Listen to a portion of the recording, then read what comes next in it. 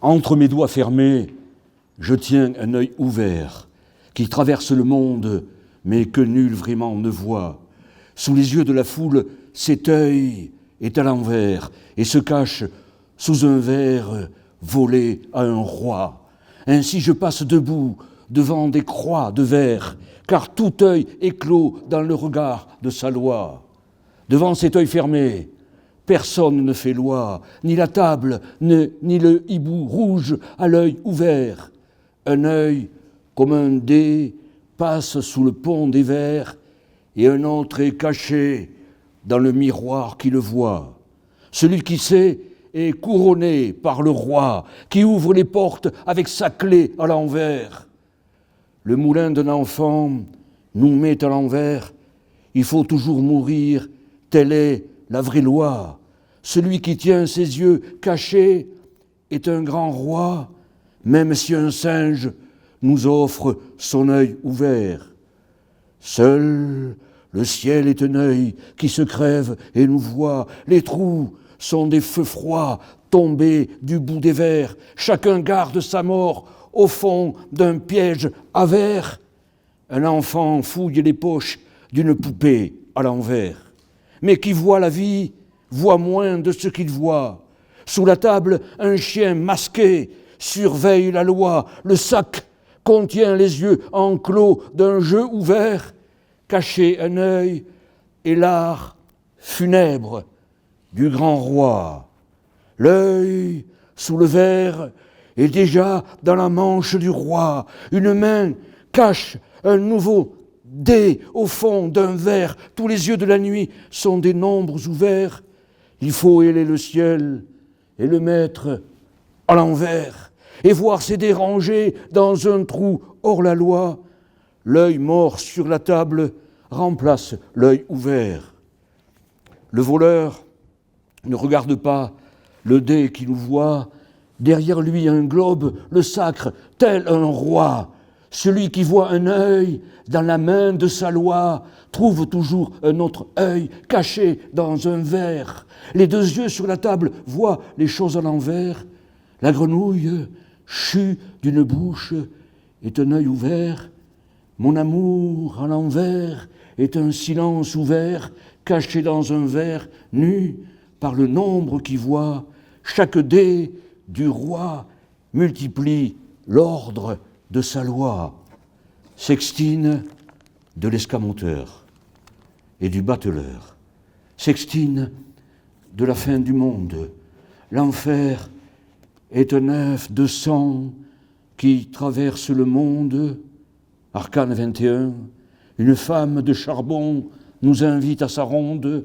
Sous le bec d'une pie, un démon se fait homme. Un œil au fond d'un puits attend une croix. Pendant qu'un coq dans le fleuve clame sa foi, une fleur de verre érige sa branche de roi. Une hyène lèche un clown qui est le jumeau d'un roi. Une crosse pénètre les reins d'une femme du monde. Le couteau qui ouvre sa main tient le dé de la foi. Un autre caresse un œuf en équilibre sur sa ronde. Une vierge est punie par un fouet sur la croix. Le crapaud chante un cantique sur le cul de l'homme. Un poisson écarte ses seins et attend un homme. Des hirondelles bleues sortent des boyaux d'un roi. La musique des harpes est interdite par la croix, même si un singe noir arrache un œil au monde. Seul le ciel est un œil qui se crève dans la ronde, et un lièvre d'épines dévore les pieds de la foi. Un démon ferre les pieds de la négative foi. Une cornemuse souffle dans un homme. Une aiguille traverse un nain dans une ronde. Un soldat au sexe de poisson torture un roi. On entend ses dents de lait qui divisent le monde, cacher les plaies et l'art funèbre de la croix. Une aiguille froide traverse les ongles de la croix, et une main lance un dé au fond de la foi. Les étoiles nues soustraient les prières du monde. Dans l'infini, seul Dieu veut devenir un homme et voir ses yeux éteindre le miroir d'un roi. Nous sommes en silence, le cri muet de la ronde. La lumière empile des morts joyeux dans la ronde, le soleil palpite sous le semblant de la croix, la nuit et le vin rouge éventré de nos rois. La chair se vitrifie dans les eaux de la foi, la brume en éventail tombe sur le cri d'un homme, des mendiants en sifflant inventent notre monde. Les cris de l'homme retiennent les dés du monde. Pendu à sa croix, l'ombre et le nombre de la foi, ces clous inventent un roi au centre de la ronde. Cher Valère Novarina, bonjour. La dernière fois que nous nous sommes rencontrés, tu m'avais dit de t'envoyer mon dernier travail sur les arcanes majeurs. Mais tu es parti. Je ne vais pas commenter tous les arcanes, seulement l'extrait d'une carte, celle du pendu, dans le cadre d'une écriture du tarot de Toulouse. Maintenant, pour toi, qui est accroché à un pied par un fil, la tête dans les étoiles, voici quelques indications ainsi que le contexte qui m'ont poussé à écrire ma première carte. Cher toi, on accusa les gitans. Ce n'était pas eux, c'étaient les autres. Un matin lourd de septembre, alors que des voyous du vent d'autant renversaient les poubelles, on vola, vous pouvez le vérifier, les pans sacrés du jardin des plantes. La chasse aux profanateurs fut déclarée, mais les poursuites restèrent vaines. Seul un concierge avait gardé dans sa guérite un bouquet de plumes qu'il honora dans un vase sur l'autel de l'église Saint-Exupère, jouxtant le muséum. Le parc, orphelin de ces oiseaux de Junon, n'était plus désormais un jardin, plus de roues, plus de cris, ni d'étonnement. Le paysage en fut réduit à compter ses rats, ses pigeons, ses canards, et même le squelette d'un renard, oublié dans une fosse. Un arbre de chair aurait en outre perdu ses feuilles, ses os et ses bouteilles de bière. C'étaient deux racailles, déguisés en gardiens des parterres de fleurs, qui avaient fait le coup. Parallèlement à cette tragédie, un événement souterrain mit les milieux ésotéristes et pataphysiciens en ébullition. Les arcanes majeurs du tarot de Toulouse, créés jadis par un mage inconnu, furent réveillés ou retrouvés dans une cave de la vieille ville. Quelle relation pouvait-on établir entre les plumes de Pan et un jeu de cartes, si ce n'est que ce volatile royal possède des dons de voyance et que le dos de chaque arcane était recouvert de dessins imitant les plumes de Pan aux yeux ouverts? Au début du XIXe siècle, cher Valère, le tarot de Toulouse ou de Garonne, s'étant perdu, on l'oublia presque définitivement. Pourtant, des chercheurs hermétiques se mirent en chasse et de génération en génération se transmirent la mémoire de la sombre sainte quête. Ainsi, par bonheur, certains arcanes furent retrouvés chez un brocanteur de la défunte place Saint-Georges et les autres, plus ou moins reconstitués, avec des crayons de couleur par des collectionneurs émérites. On resta longtemps sans nouvelles de ce jeu depuis la Seconde Guerre mondiale. Mais quelle ne fut pas la surprise des amateurs quand on l'identifia au début des années 70 dans une cave de la rue des Blanchers sous l'ancien temple d'un théâtre appelé la Basse-Cour. On récupéra même certaines de ces icônes sacrées dans une vieille chaussette de laine au fond d'un coffre ciselé par l'artiste toulousain Abdon d'Arbefeuille. Ainsi l'avenir et le passé d'une nation ésotérique retrouvèrent-ils une partie de leur allégorie fanée et la comédie toulousaine divinatoire entreprit-elle, encore une fois, ses décodages gitans de hasard et de bonheur. Puis, le fil du temps s'effrangeant, le jeu sacré fut de nouveau égaré durant une trentaine d'années. Ce n'est qu'au début du XXIe siècle qu'il ressuscita à l'Inquiète, le marché aux puces de la ville, pour ceux qui ne connaissent pas le Toulousain, sous la forme d'une quinzaine de cartes pendu sur un fil à linge. Immédiatement, une poignée de poètes aventuriers le réordonna, le compléta en redessinant certains arcanes et même le modernisa jusqu'à ce qu'un jour, un imprimatur thaumaturge lui fut définitivement octroyé. Il devint ainsi un divertissement secret de reconnaissance, laissant renaître des fantômes inavoués durant les anniversaires de la mort ou du désespoir. Depuis quelques dizaines d'années, cher Valère Novarina, des réunions nocturnes, synergiques et télépathiques, sont organisées par un groupe dont je fis partie dès sa création, sous l'appellation de Compagnons de Terre Kabbale, K-A-B-A-L-E, hébraïque. Nous continuons ainsi à décoder dans un temple du soleil noir les tarots de la magie. En choisissant le nom de notre cénacle, nous avions détourné à cet effet l'aura du grand cimetière de Toulouse, Terre Kabbale, dont la traduction en occitan, Terre Caballo, signifie terre excavée. Kabbalistes occidentaux, nous l'étions évidemment, sous le vaste tilleul séphirotique qui faisait pleuvoir les lettres de son alphabet impénétrable sur les berges inondées de la Garonne, que certains désignaient sous le nom de sa couleur véritable et boueuse des jours de tempête, la marronne.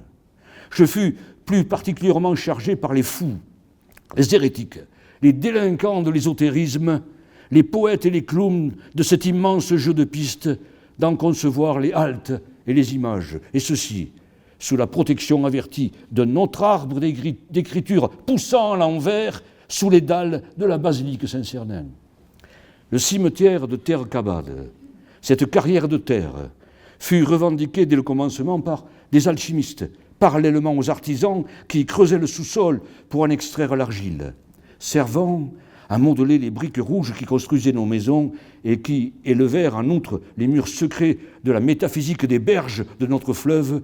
Quelques tombes camouflées nous donnent encore une consigne intransigeante. RIPA, R-I-P-A, ne pas rire, ou, plus précisément, Requiem in pace aeternam. C'est de la boue pétrie par les morts que surgit l'or spirituel. Les fous le savent, cher Valère Novarina, le vent roi de notre capitale est l'OTAN, toujours premier. Mais quand il est autant rose, il nous guide vers la prophétique et visionnaire présence anagrammatique de l'astronaute. Incarnation de la citadelle à côté de sa croix pommelée. Toulouse survécut toujours avant la lettre comme une des cités de la conquête de l'espace sous la protection de Savinien, Cyrano de Bergerac et de son livre majeur L'autre monde ou les États et empires de la Lune. Le personnage narrateur qui nous ressemble étrangement entame une promenade chaque matin sur l'astre jaune en lisant à sa ceinture des fioles de rosée, renforçant et dévoilant d'une manière exigeante l'ascendance symbolique de Toulouse, ville rosée.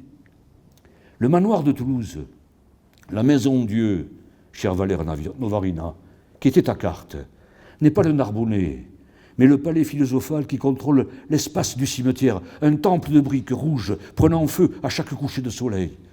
C'est la fabuleuse maison Giscard, surmontée de statues de singes, qui scrute l'ascension vers la demeure des morts. Le concierge de ce château, un démon affublé d'un chapeau haut de forme, y murmure sa messe noire chaque fois qu'un visiteur sonne la cloche de l'entrée. Qui vive, qui meurt. Te souviens-tu, Valère Novarina, de la visite que nous avions effectuée dans ce palais philosophal, à l'occasion de l'anniversaire de la mort de Maurice Magre, dont le nom d'oiseau aux lettres combinées est Mu, Acier, Germa ou Armage, la confrérie secrète des compagnons du tarot de terre, du verbe se taire, Kabbale, choisit lors de sa désoccultation de publier un jeu divinatoire clandestin et surréel. Ce tarot, toujours en vigueur, possède la caractéristique d'être double, doté d'une face et d'un dos. Ainsi, chaque membre de la corporation possède-t-il un jeu recto-verso dont chaque arcane est inséré dans un étui cartonné interdit de divulgation. De surcroît, le jeu toulousain, utilisé au cours des cérémonies aventurières parallèles à la compagnie du Gai Savoir, a la particularité, tout en continuant la symbolique de celui de Marseille, d'avoir intégré de nouveaux personnages et de présenter le nom des cartes en languedocien. Durant le tirage, le jeu est mélangé dans une poterie de la maison Giscard, affublé d'un masque de singe. Un officier de la Société invisible plonge sa main dans le récipient pour en retirer une carte au hasard. Selon les années, la cérémonie de l'épreuve a changé souvent d'espace.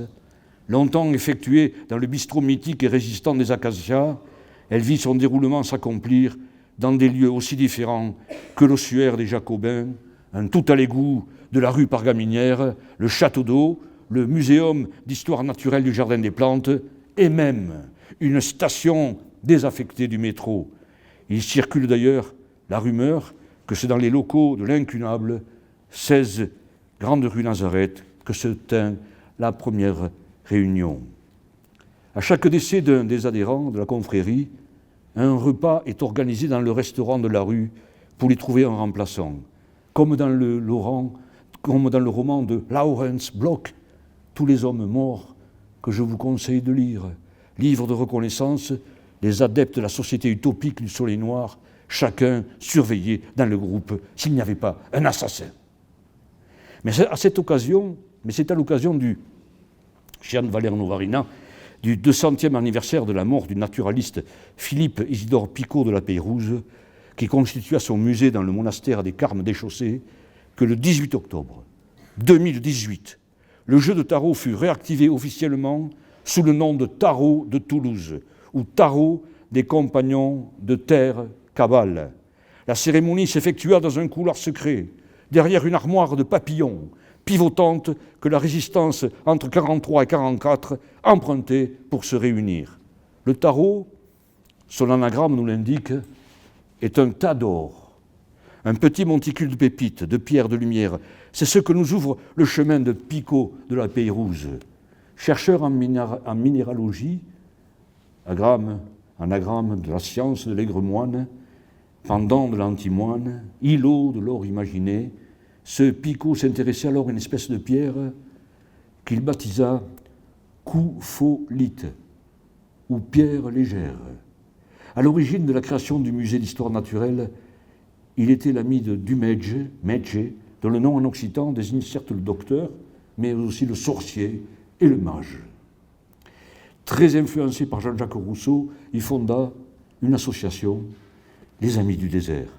La pierre légère qu'il étudia fut le soubassement du temple philosophique qu'il créa, une pierre capable de flotter sur les eaux de la spiritualité comme le Christ marchant sur les ondes de la mer. Sa minéralogie nous le dicte. Et l'or, imagine. Ce fondateur du musée d'histoire naturelle conduit le visiteur actuel ainsi à une autre introspection. Cher Valère, dans les vitrines qui m'ont été offertes par la bibliothèque du Périgord, j'en réserve une au Tarot de Toulouse. Pourquoi ? D'abord un rappel, la poésie ne prévoit pas l'avenir, mais du présent, car on ne la voit pas d'ailleurs comme le passé. Je ne suis pas un cartomancien, même si j'aime les cartes. Le tarot est un jeu de table, un jeu d'images, mais aussi et surtout un jeu de langue ou un jeu de fable. Cher Valère, c'est avec le livre d'Italo Calvino, rencontré jadis au collège de pataphysique, le château des destins croisés, que je lus dans les années 70, que le tarot prit pour moi l'allure d'une création littéraire.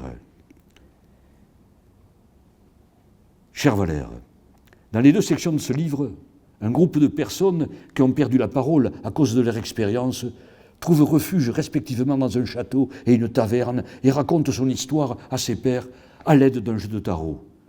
Dans le château des destins croisés, Italo Calvino utilise les cartes du tarot Visconti Sforza, et dans la caverne des destins croisés, où sont représentés des gens ordinaires, il utilise le plus populaire et rustre tarot de Marseille, dont les figures sont représentées en noir et blanc. Cher Valère, comment en suis-je venu là, entre théorie, fiction et symbolique ? D'abord parce que le langage est partout, mais surtout la langue de la création. Ce que me fait entamer mon travail autour d'un tarot toulousain, c'est d'abord la beauté du tarot dit de Marseille, et je l'avoue, l'exercice du groupe surréaliste autour de ce jeu. Le travail que je menais à l'université, autour de la poésie d'action, me mena à explorer le tarot de Marseille auprès de mes étudiants, dont certains sont ici dans la salle, comme un tableau vivant. C'est là que je fis une découverte fondamentale, grâce à la linguistique et à l'histoire. Le tarot de Marseille, même s'il fut édité dans la dite ville, reste une confusion, un bouleversement de langage et souvent une dérive dans le grand éclat de rire de la langue des oiseaux. Car ce fameux tarot de Canebière, s'il n'est pas un abus de langage, mérite tout de même une autre explication historico-étymologique plus probable. En s'imprimant dans la ville phocéenne, et ce dans l'oreille provençale qui la caractérise, c'est sûrement une origine distincte qui est assignée. En effet, ce tarot est la conséquence incontestable du travail de la pensée de Marcillo Ficin. L'éblouissant tarot phocéen, et je dirais malgré lui, possède un éventail de cartes brûlant et aiguisant les doigts sorciers du tireur. Des allégories convoquent d'une manière bouleversante des textes de Platon, ainsi que les périphéries flamboyantes de tout le mouvement néoplatonicien. C'est ainsi qu'il convient de repérer dans la liste fantasmée ou scientifique les origines de ce tarot de Canebière, le philosophe Marcillo Ficin, comme un diamant. En effet, ce dernier est célèbre, entre autres, pour avoir été le premier à traduire les œuvres de Platon du grec vers le latin. Cette traduction de la lumière, à la lumière de ses gloses et apostilles, maîtrise de troublantes accointances avec la description des lames et surtout son nom passé à la postérité.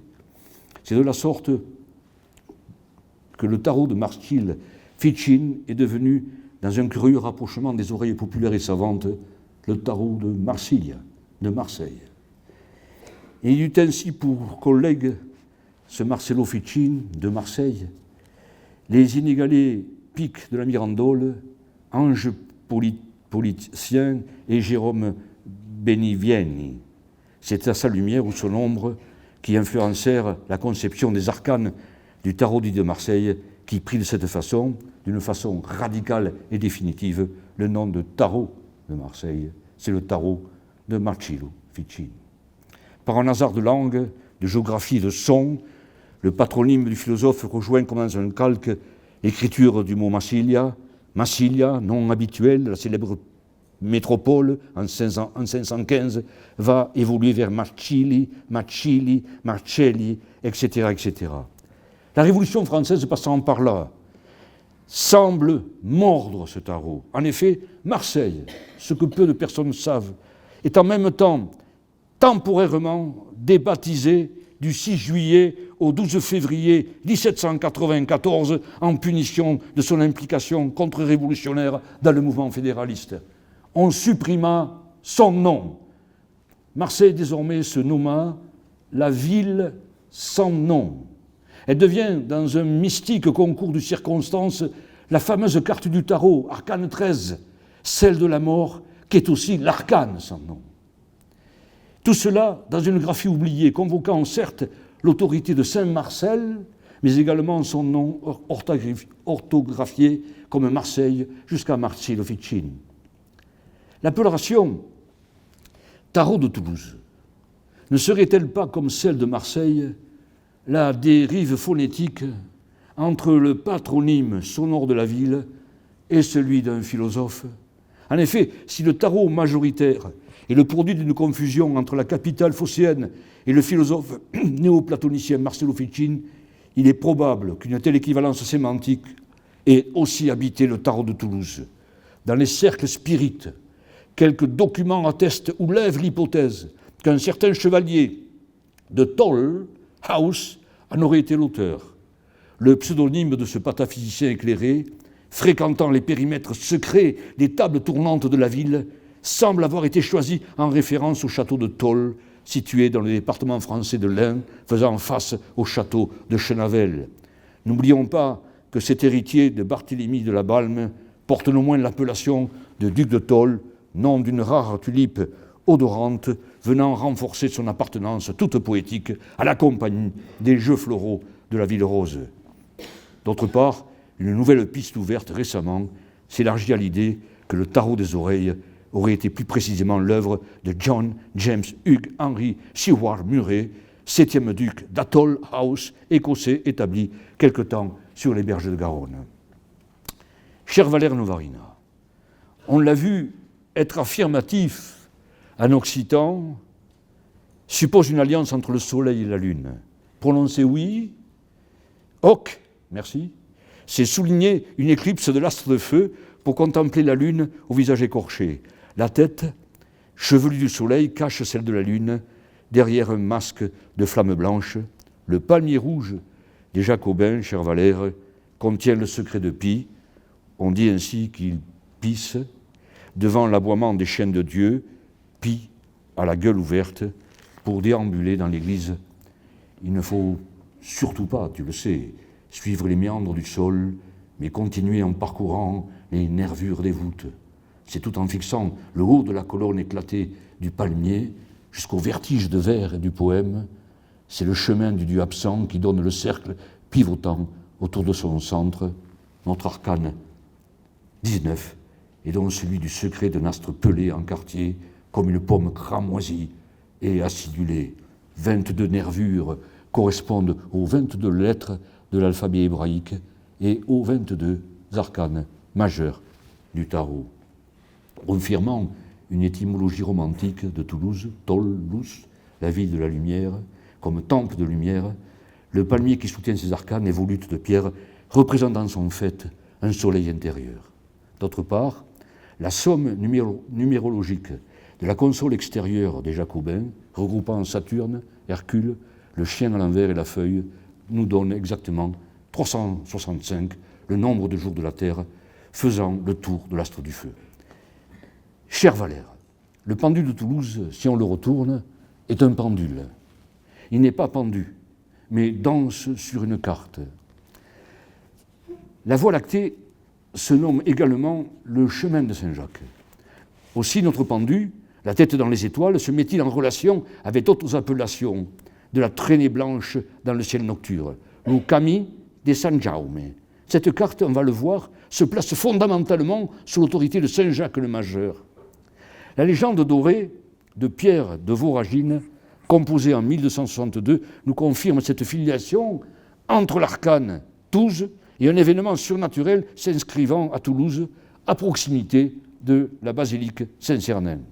Le texte qui va suivre donne tout son sens à la curieuse façon du pourquoi et du comment cette image implique un pendu vivant, ce qui nous permet un nouvel éclairage de l'essence symbolique de l'arcane. Ce prodige figure ainsi dans le codex Calixtinus. En effet, c'est le grand pape Calixte qui nous le raconte. Écoutons-le. Une délégation d'honnêtes pèlerins allemands, parmi lesquels marchaient ardemment un père et son fils, avaient fait halte à la ville sacrée de Toulouse, comme il était de tradition, sur le célèbre chemin de Saint-Jacques de Compostelle. Avant de se rendre aux prières et autres offices, célébrés le lendemain dans la basilique Saint-Cernin, qui associait d'une commune ferveur tous les porteurs de coquilles, ils se mirent en quête d'un gîte accueillant et modeste. Ils en débusquèrent un non loin de là, apparemment de bon aloi, et ainsi soupèrent avec leur hôte chaleureux et volubile. Le pape continue. Cependant, leur logeur, qui était en vérité un malotru, avait pris l'habitude de rançonner les pèlerins de toutes les façons, et cette nuit-là, délibérément, il les enivra d'un vin capiteux.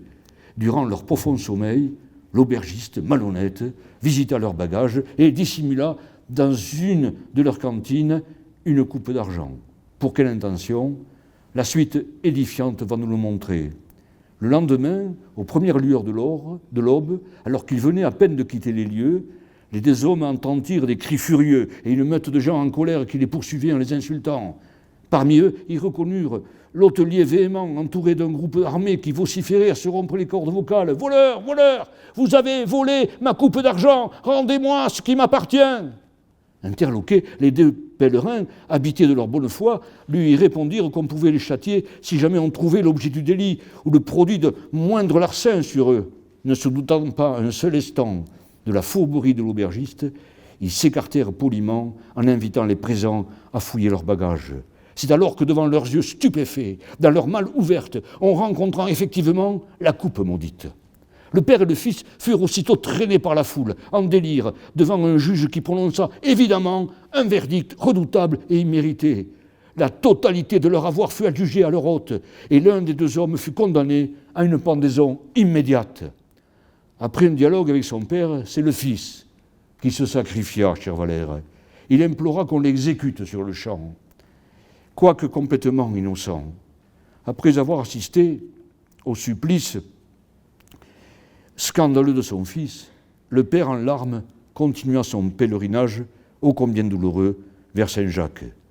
Cependant, quelques mois après, quand il revint à Toulouse pour voir le corps de son enfant, toujours sur la potence, que ne fut pas son effarement d'entendre celui-ci lui murmurer au bout de la corde « Père, ne pleure pas, car je n'ai jamais été si heureux jusqu'à ce jour.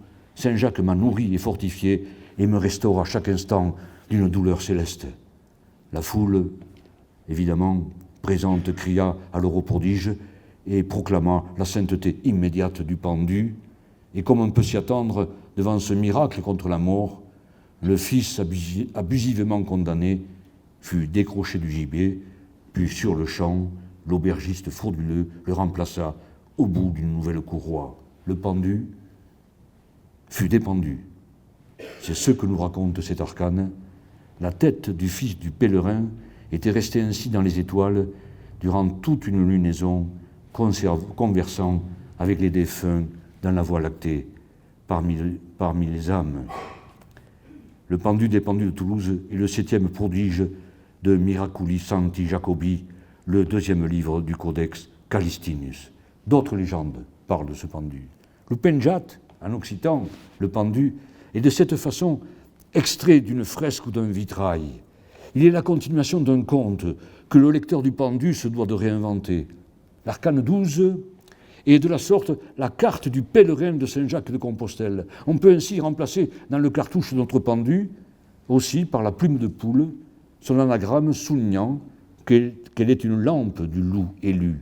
Le pendu que nous voyons est une plume, car si on considère toutes les histoires qui se racontent sur le chemin de Saint-Jacques, on voit que souvent une poule et un coq sont présents autour de ce pendu et que le pèlerin prend une plume, ce qui fait dire que le pendu de la carte du tarot du 12e arcane n'est pas un homme, un être vivant, mais une plume. Cher Valère, Claude Gudin, transparent du collège de pataphysique, lors d'une action que j'ai effectuée depuis début années 80 au Festival du Zeste chez Bernard Lubat, me fit découvrir un nouvel aspect du pendu que je reliai immédiatement à ma quête impérative du tarot. Quelque temps avant mon intervention, qui s'intitulait l'Évangile du serpent, il m'offrit une mandragore afin que je l'utilise durant ma performance.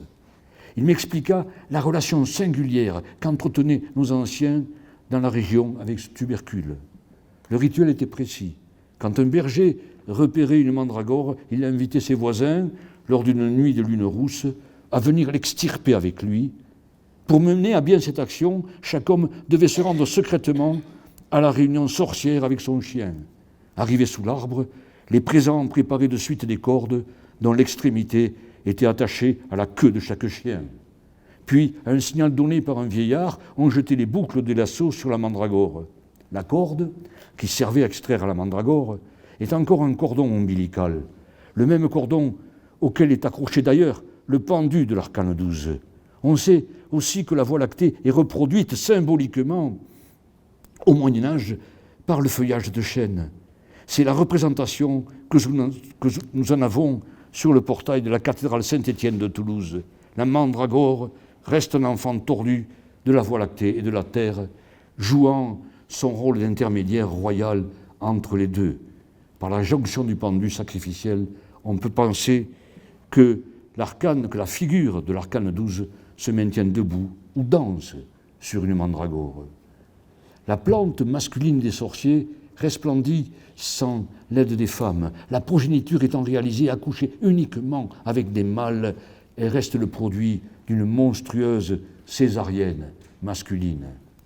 Lors de ces cérémonies, où l'on roulait les ombres de la lune rousse, la campagne se remplissait de lumière livide, car la plante, quand on l'extirpait, mugissait ou bramait comme un animal ou un bébé. Il ne fallait surtout pas, pour la prélever, ni la frôler, ni la saisir avec ses mains, et c'est pour cette raison qu'on l'entourait de lasso, attaché à la queue de chien, sélectionné pour cet office sacrificiel. Le moment venu, les bergers, avec leurs fouets, frappaient les molosses, les incitant à arracher la plante, en la tirant uniquement à l'aide de leur queue. Afin de ne pas entendre les lamentations de la plante et de ne pas mourir en s'époumonnant de la même manière que les cerbères qui étaient à l'œuvre, les présents se bouchaient les oreilles avec de la cire d'un cierge volé dans une église le jour de Noël. Les chiens étaient ensuite mis à mort à coups de couteau, les yeux recouverts de cire bouillante. Pour cette raison, le consultant de l'arcane doit-il encore de nos jours, à Toulouse, s'obstruer les oreilles avec de la gomme ou de la paraffine. Démon objectif et efficace, la rumeur propageait que la mandragore poussait surtout au pied des potences, car au moment de sa suspension, le pendu, toujours un homme, éjaculait dans ses pantalons. La jouissance des condamnés était le résultat d'une copulation avec la mort. La racine humanoïde était donc le fruit printanier du sperme des pendus. Le rhizome qui en surgissait, pour cette raison tout à fait sexuelle, ressemblait à une marionnette tordue ou un bébé diabolique s'endormant avec une marotte. C'est ainsi qu'aujourd'hui encore, la tradition toulousaine envoie les hommes noués sexuellement par un sort, d'une part à l'église de la Dorade, puis à la Salade de Ponsant. Dans le très poétique et légumineux calendrier républicain, le 21e jour de Ventose, 11e jour du mois de mars, dans le calendrier géorgien, était celui bien choisi de la mandragore. Les sorciers étaient ravis, mais dans les régions, les forces réactionnaires utilisèrent ce fait pour accuser la grande révolution d'envoûtement. Le nœud au pied du pendu, du tarot, est une racine de mandragore. Cher Valère, le commencement de l'action psychomagique se déroule sous un arbre remarquable du Jardin des Plantes à Toulouse. Celui qui tire cette carte, cet arcane, lui permet de choisir entre un cèdre du Liban, un tulipier de Virginie ou un oranger des Osages. Plusieurs arbres le sollicitent pour qu'il se pende. Mais l'action, parfois, se tient sur les lieux de l'ancien gibet de Toulouse, à la barrière de Paris, chemin de la Salade de Ponsant, ou au carrefour du chemin Saint-Roch et du grand chemin royal, avenue Jules Julien et route de Narbonne. Salado, en occitan médiéval, désigne les fourches patibulaires du gibet. Est-ce en référence à la corde du pendu, qui, comme nous l'indique le dictionnaire Furetière, se nomme salade de Gascon, que précisent également les annales catholiques de Genève? On vous donnera des cordes apprêtées qui seront bien tordues et bien filées, ou bien plutôt une salade de Gascon, la corde au cou par-dessus le menton. Est-ce analogiquement la ressemblance d'un pendu avec un jambon de Gascogne?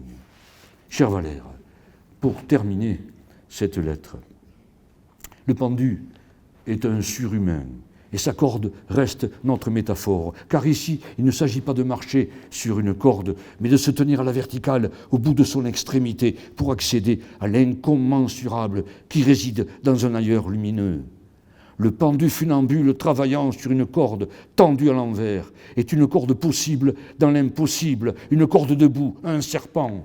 Le pendu est donc l'homme accompli du dépassement, celui du surhumain. Il démontre l'inversion des valeurs à travers la corde dressée comme un serpent. Le pendu, sûr de cette corde droite, ne craint pas la mort, elle est son allié, car il l'a retournée dans un espace parallèle. Sans panique, il pratique la passion de la mort pour justement accéder à l'égarement de la vie. Notre pendu, même s'il apparaît victorieux, et souriant sur nos arcanes, doit être vigilant. Il n'est pas en ce sens éloigné du funambule de Nietzsche, dans le paragraphe 6 de Ainsi parlait Zarathustra. En effet, dans ce récit, un bouffon, qui est le diable, surgit de l'arcane 15, sautant par-dessus les épaules d'un funambule au-dessus d'une place, le conduit à s'écraser à côté du maître des sagesses dans la foule. Le danseur de cordes, arcane 12, peut de cette façon mourir et doit donc se garder en permanence de l'arcane 15. Le tarologue doit se méfier de la foule des lecteurs de tarot qui, comme dans Zarathustra, se sont écartés et n'ont pas cherché à rattraper l'acrobate philosophique. Le bouffon bariolé qui fait dévisser le funambule, est-il le joker ou le mat, un Auguste au postérieur mordu par un petit chien ou un dieu? Certes, le pendu risque une mort physique, mais de la même manière que le suggère Jean Genet, il s'apprête à faire le saut périlleux. Le pendu de Toulouse nous enseigne à voir le corps autrement, c'est-à-dire à le considérer comme spirituellement comique. C'est le sens de son sourire sur l'échafaud philosophique. Il reste l'arcane, non de la mort, mais de la danse sacrificielle de la vie. Sa légèreté fait de lui un oiseau de l'âme, un Saint-Esprit ou un paraclet qui intercède. Son nom parallèle, le suspendu, implique une nouvelle fois la manière dont il faut utiliser l'arcane en limitant le pied debout sur le bout de la corde qui est précisément un ressort ou une suspension de la vérité. Sous la nuit fermée, le jour creuse un tunnel, pendant que les étoiles cachent dans leurs trous. Les yeux sont des doigts courts dans le cri de l'appel. Nous sommes un rayon divisé de hautes roues. Au centre de son moyau d'or tourne tout le ciel, où des trous lentement dressent un couloir debout. Toi qui es mort dans la mort, mets les vivants debout. Qu'une musique insondable joue dans ton tunnel. Et si tu nouilles en clair nul appel dans le ciel, abîme le miroir où se parlent les grands trous. Traîné par un chariot qui abandonne ses roues, hurle 4 consonnes bleues qui portent ton appel. Chaque nuit, des étoiles perdues procèdent à l'appel. Un homme cloue ses ailes sur un angle debout. Notre peau déchirée tend l'infini de sa roue. La lumière palpite en cercle au fond du tunnel, et entre nos os creux laisse passer ses trous. Voler est un cri d'oiseau au milieu de mon ciel. Nous mangeons des pierres en verre tombées du ciel, et le miroir de l'étoile retourne son appel.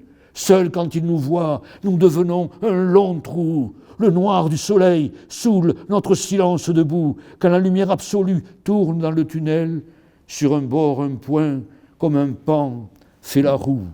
Notre cœur est un trou qui tourne avec sa roue et qui déparle seul au cerveau crevé du ciel. Nos yeux sont des doigts dans la nuit du tunnel. Il faut héler les cercles et les mettre en appel pour encorder nos cheveux pour qu'ils restent debout. Le feu de la mort, en regardant, fait des trous. Nous répondons à la nuit en lui lançant nos trous. Au-dessus d'elle, la lumière en joie fait la roue qui sait mourir et son vivant qui reste debout. Notre ciel s'ajoute à la hauteur du grand ciel. Nos 2 cœurs, dans la nuit, lancent alors le rappel et retournent dans le point, la porte d'un tunnel. Le ciel fait l'appel des miroirs du tunnel. Caché dans sa roue, un rayon renverse les trous. Toute croix est l'appel d'un contre-nom debout. Sextine de la nef des fous.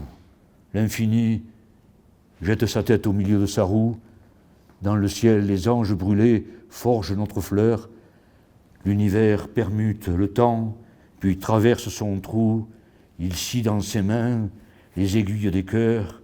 Nous dressons dans la mort nos rêves les plus fous, et notre rire couvre l'enfer de toutes les peurs. Nous sommes fous, et nos yeux crevés ignorent la peur. Nous montons sur un mât où tournent de hautes roues. Notre fête est seule, et nos enfants sont fous.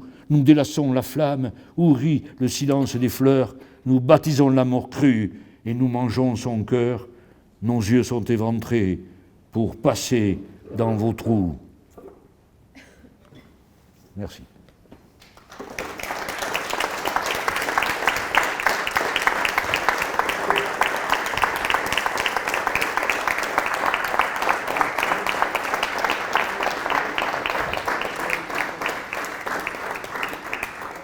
Alors, merci. Je n'ai pas parlé de toutes les cartes du tarot.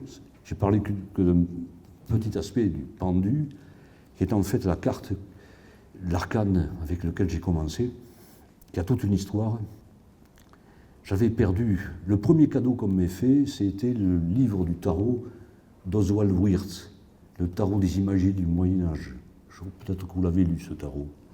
Et j'avais perdu ce livre et tout mon courrier. Et une trentaine d'années après, j'ai retrouvé ce livre d'Oswald Wirth, et dans la carte correspondant au pendu, j'ai trouvé la lettre que René Char m'avait écrite lorsque j'avais une vingtaine d'années. Et donc j'ai toujours associé le tarot, la lecture du tarot, à la poésie contemporaine, et notamment aux lectures du grand auteur de la parole mise en archipel, de la recherche de la base et du sommet. Et en même temps, j'ai voulu, dans le travail que je vais présenter ici, avec un nouveau jeu de cartes que j'ai redessiné, j'ai voulu resituer le tarot à Toulouse dans la perspective du tarot de Marseille, qui, comme je vous l'ai expliqué, comme je l'ai écrit à Valère Novarina, est le tarot de Marcello Ficini. Et donc j'ai recréé la compagnie du cimetière de Terre Cabale, avec le jeu de mots entre Cabale, hein, le nom du cimetière, et la Cabale, et en même temps, j'ai assigné à chaque carte du tarot un lieu particulier dans Toulouse. L'Oujumlaire, le battleur, c'est une évocation des magiciens de Toulouse, notamment de Simon le magicien, qui est représenté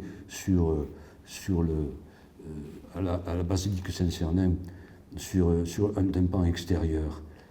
Et chaque tireur du tarot doit se rendre donc dans un endroit pour célébrer sa carte, qu'il tire d'ailleurs dans le cimetière du secret de Terre Cabale. La dernière fois, je vous avais évoqué la carte du fou, où j'avais choisi ce type merveilleux d'Ancal pour créer la carte du fou. D'Ancal qui était...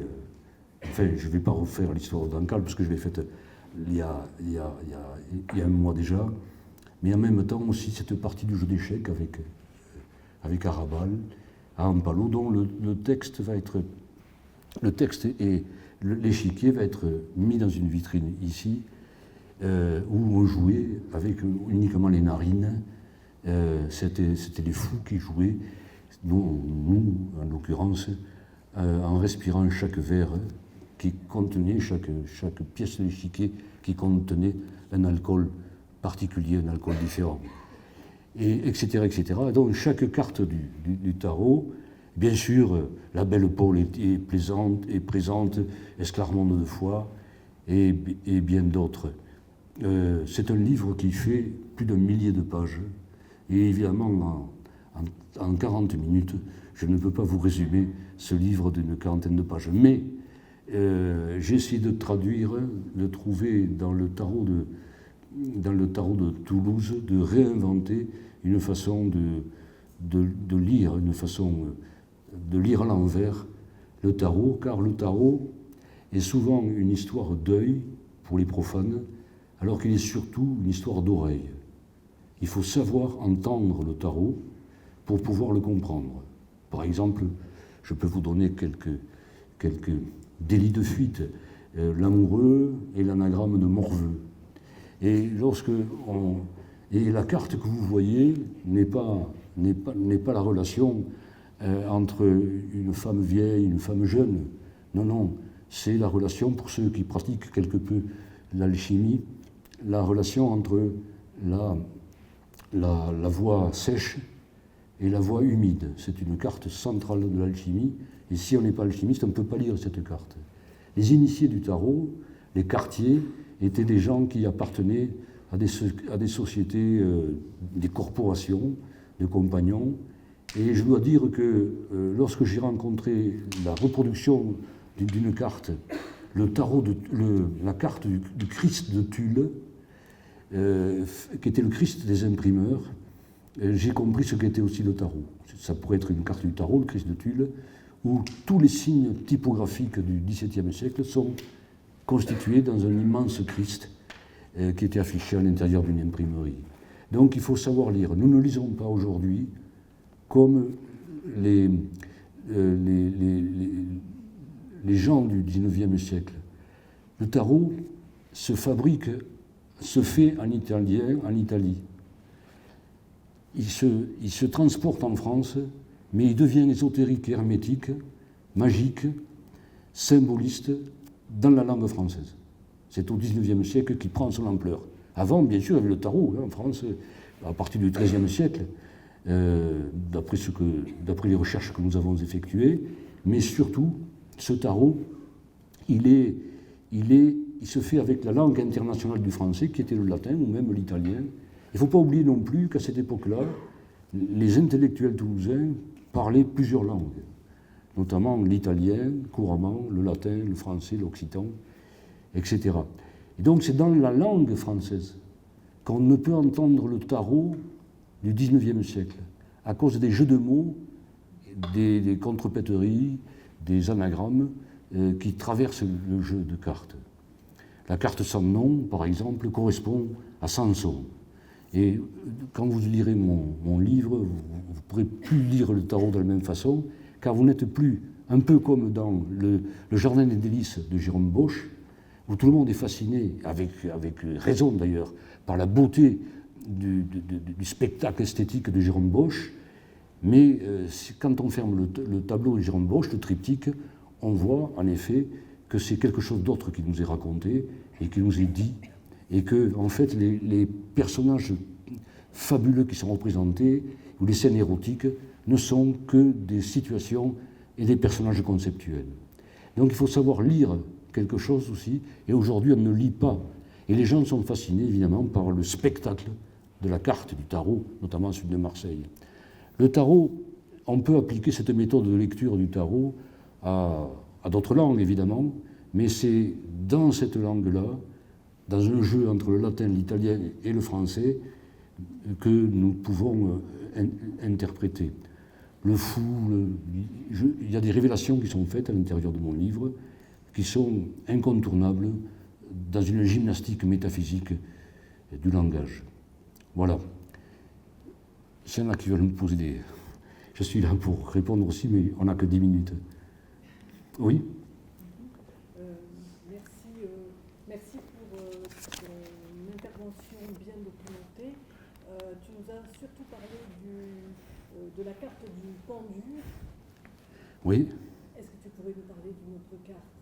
Oui, je parlais du pendu parce que c'est la carte, je veux dire, le pendu des pendus de Toulouse, vous le trouvez dans la littérature du XIIIe siècle, et c'est une carte fondamentale. C'est-à-dire que je ne peux pas aller à Saint-Cernin maintenant sans voir, sans vivre la tragédie qu'ont vécu ces deux pèlerins allemands. Et puis suivre. Donc le pendu n'a pas jamais été pendu, a été pendu. J'ai parlé du pendu parce que j'ai toujours pensé que c'était un cordon ombilical qui passait dans la corde par le pantalon du pendu, et qu'en fait le pendu est debout sur un nœud.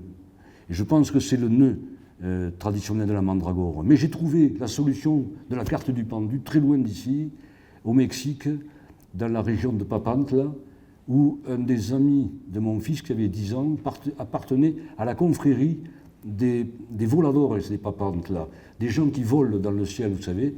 Et là, je me suis rendu un jour à Papantla, plusieurs fois d'ailleurs, mais ce jour-là, j'ai eu une révélation. Imaginez-vous un poteau qui fait une trentaine de mètres de haut, et imaginez cinq personnes qui grimpent le long du mât, et sur une petite plateforme en haut du mât. Un va se lever et avec une flûte va se mettre à chanter et rythmer son chant et sa musique avec des cascabels, des grelots. Et les autres, tout d'un coup, au bout de plusieurs minutes, longues minutes, vont se jeter dans le vide, attachés par les pieds, et vont tourner. C'est un hymne au soleil. Et je me souviens qu'il y avait un aigle qui volait à cette époque-là, à ce jour-là, au-dessus du mât. Et quand ils arrivent en bas, ils se détachent automatiquement. Et en discutant avec cet enfant, qui s'était pris d'amitié pour moi, et réciproquement, il me dit, tu sais, on n'est pas attaché par les pieds. On est attaché par la taille. Et c'est cette corde, ce cordon, c'est là que je découvre le cordon ombilical du tarot. Et aussi, par exemple, tous les rites, le pendu et la résurgence d'un vieux rite de la mort, notamment les sauts à l'élastique qu'on retrouve dans la région du Vanuatu, en Nouvelle-Zélande. Le pendu, c'est ça aussi. Et puis c'est une façon aussi, j'étais traumatisé par et je le réécris cette histoire, quand on a pendu un éléphant. L'éléphant est une partie essentielle du jeu d'échecs. L'alfil, en catalan, c'est le fou, etc. Mais il provient étymologiquement du fou en Inde. Et donc, il y a un rapprochement à faire qui serait long à vous raconter entre certains aspects du tarot et certains aspects du jeu d'échecs. Et là, lorsque, aux États-Unis, au début du siècle dernier, oui, on a un éléphant dans un cirque avait tué un personnage, il fut condamné à mort, et avec un treuil, on l'a pendu. Et je ne peux pas m'empêcher de voir le tarot, c'est-à-dire l'explication du tarot que je fais de Toulouse, avec cet éléphant pendu au bout d'un treuil. Alors, bien sûr, je travaille toutes les autres cartes. Le battleur, par exemple, j'ai pris au musée de Saint-Raymond un dé romain en os, qui a la particularité d'avoir uniquement comme chiffre le 4, le 5 et les 8, chacun répété 2 fois. Et donc, c'est pour ça que dans le tarot que j'ai dessiné, que vous avez là, il y a un jeu de dés. Par exemple, je dédie cette carte, et je la fais vivre avec le livre de Jean Prévost, un Toulousain, qui annonce une méthode de l'apparition, qui est un magicien. Et donc c'est Jean Prévost qui s'emparant de la carte du battleur, c'est-à-dire de celui qui va battre l'air, et qui va faire disparaître et apparaître les objets. C'est lui que je convoque pour qu'il soit présent. Je convoque aussi d'autres, Marius Cazeneuve, que certains d'entre vous connaissent, à Saint-Michel, et que tous les tireurs de la carte doivent se rendre donc dans une méditation et dans un poème d'action, ou Jodorowsky dirait une psychomagie à Saint-Michel. La papesse, par exemple, c'est Paul de Viguier, dit la belle Paul. J'explique pourquoi. On l'appelait à cette époque-là aussi la belle poule. Le tarot est peuplé de jeux de mots. Et la belle loupe, ou la loupe qui belle, etc., etc., etc. Pour l'impératrice, j'ai choisi évidemment la dorade, la Vierge Noire de la dorade. Et l'empereur, j'ai une sculpture qui est en haut d'une entrée à côté de chez moi, rue du Quai de Toulis, le roi de la bière.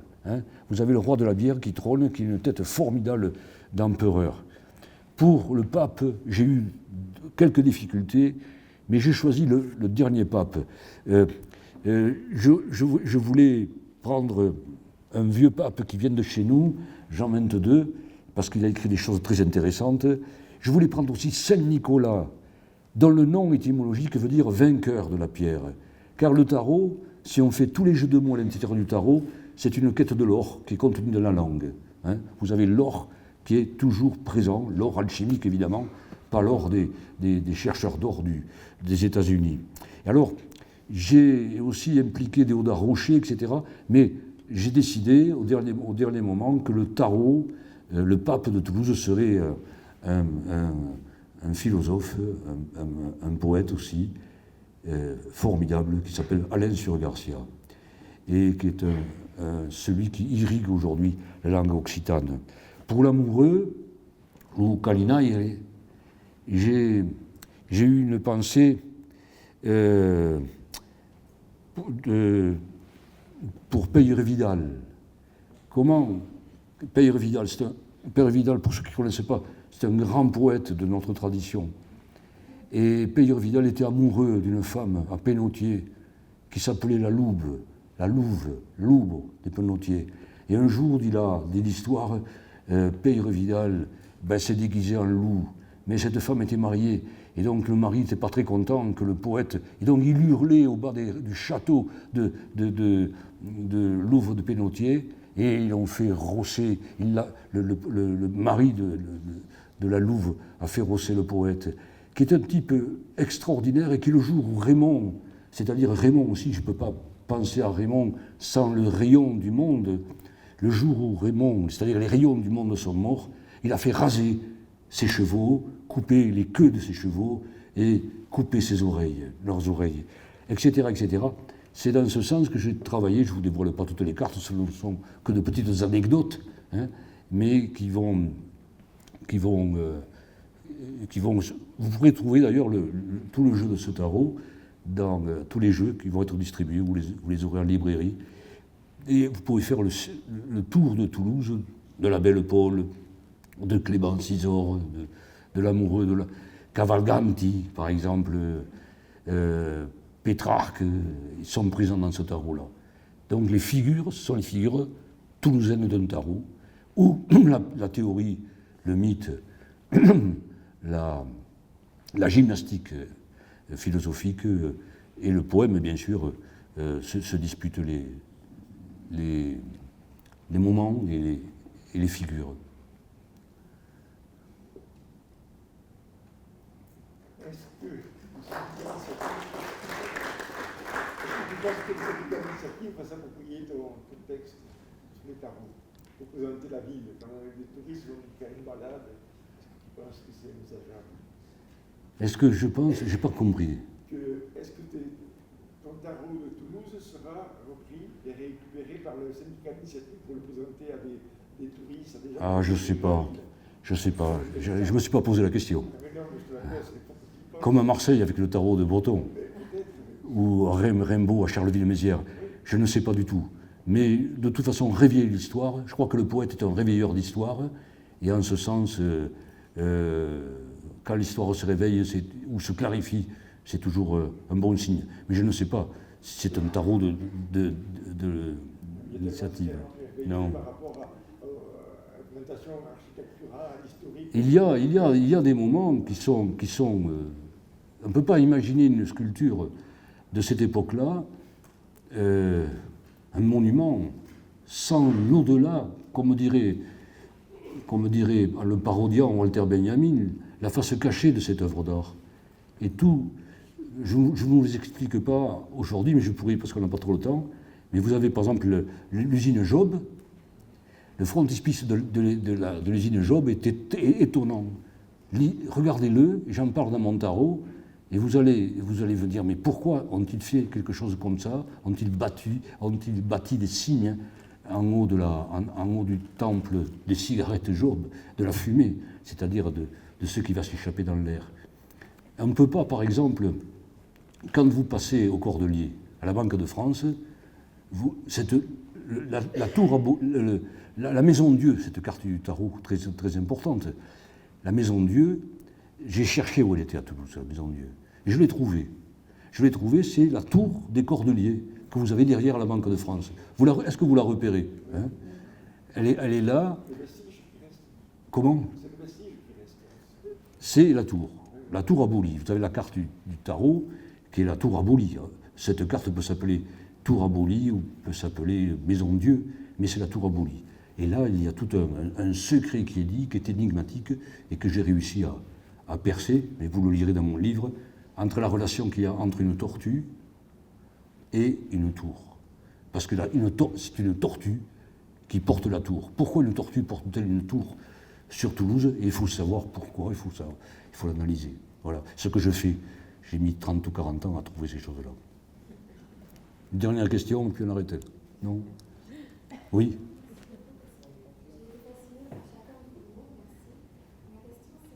J'entends rien. Ma question, c'est, savez-vous pourquoi le tarot prend de l'ampleur au XIXe siècle en particulier? Pourquoi le XIXe siècle?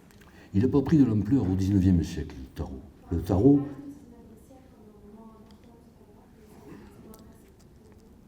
Le tarot n'a pas... Bon, il y a deux moments. Le tarot avait pris de l'ampleur déjà auparavant. Hein. Et puis, c'était les rois, les seigneurs, les aristocrates de ce temps, et qui payaient des artistes très chers pour faire des tarots à Florence, à Pise, etc. Donc, c'était des tarots qui coûtaient des fortunes, des œuvres d'art. C'était des tarots édifiants, qui servaient à édifier moralement, philosophiquement, la jeunesse de l'aristocratie. En même temps, il y a toujours eu un tarot populaire, en Sicile, etc., et qui est issu peut-être aussi des pulsions arabes, les naïbis, par exemple. Tarot, ça veut dire ce qui est derrière le tarot. Tarot, c'est le dessin où il n'y a pas de figure qui est derrière le tarot. C'est comme ça, c'est le tarot à l'envers. Donc, ces tarots, ce sont... Mais je crois qu'ils s'inventent au XIXe siècle, le tarot métaphysique, le tarot symbolique, le tarot hermétique, le tarot dit égyptien, qui n'a rien à voir avec l'Égypte d'ailleurs, même si les initiés de cette époque-là se réclamaient de l'Égypte, à tort d'ailleurs, mais enfin, ce qui nous intéresse, c'est pas qu'ils aient tort ou qu'ils aient raison. Ce qui nous intéresse, c'est comment ils ont fabriqué le tarot. C'était la mode aussi, il y avait une égyptomanie extraordinaire. Vous allez au cimetière de Toulouse ou Terre-Cabade, c'est une architecture égyptienne. Hein, vous pouvez la travailler si vous voulez. Donc, je pense qu'à la suite de la Révolution française, il y a eu une aspiration, une respiration, un souffle qui correspond aussi au romantisme, hein, qui fait qu'on va essayer d'inventer une autre histoire, un autre rapport à l'invisible.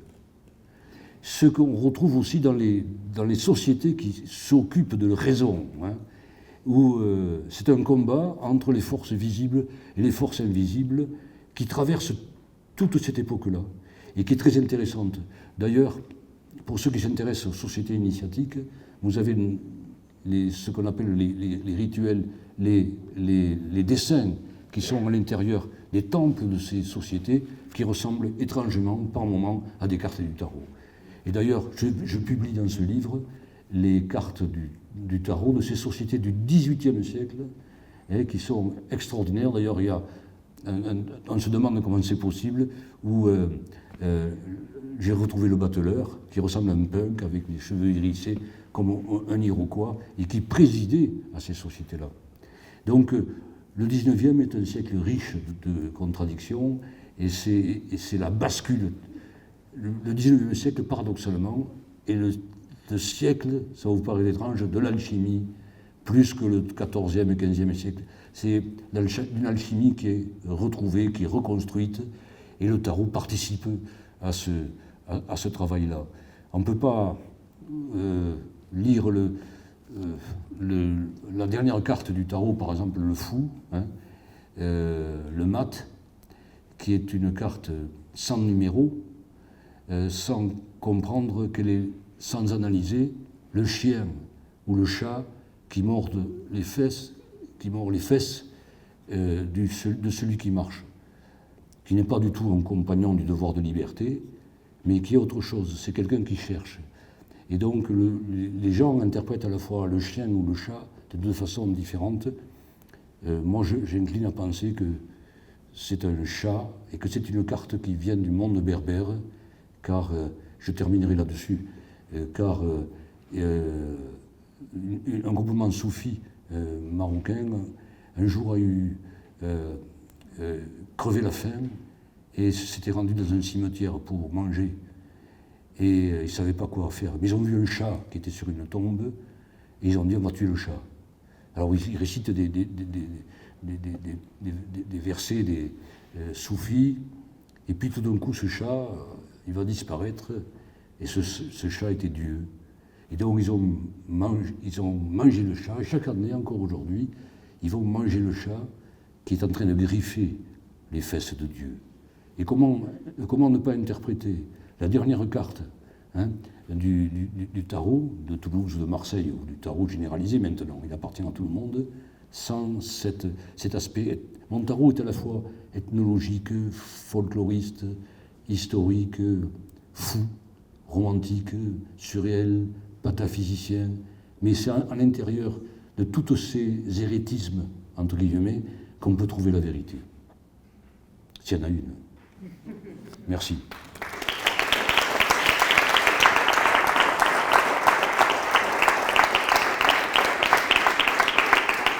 Pour ceux qui s'intéressent, il y a quelques dessins en avant-première du tarot de Toulouse qui va être bientôt publié. Voilà. Merci.